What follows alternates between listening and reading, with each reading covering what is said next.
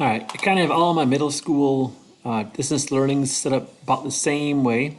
So I pick any one of these. I pick the eighth grade class here.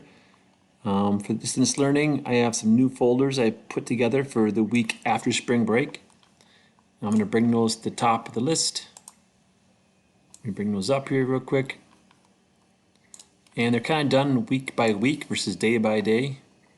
But still same kind of format. Oops, out of order. This comes next. So when you get back from spring break, it's the week of the 14th to the 17th. Inside there, you see the full week layout as far as what happens Monday, Tuesday, Wednesday, Thursday, and Friday.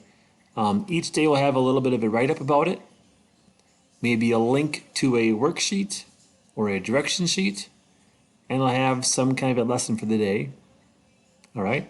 At the bottom of the page, you'll find all the assignments to be done as far as due dates and what must be done for that particular one. Okay.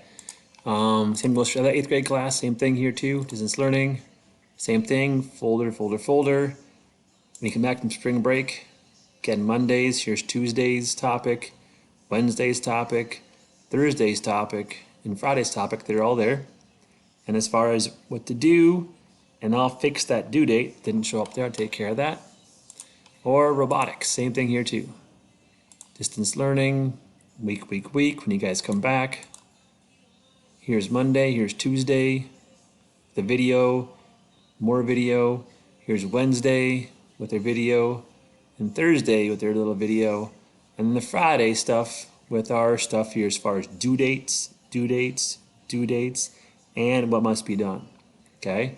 So again, it's the whole week. Work at your pace. But as always, any questions, send me an email. All right, enjoy the first week back after spring break.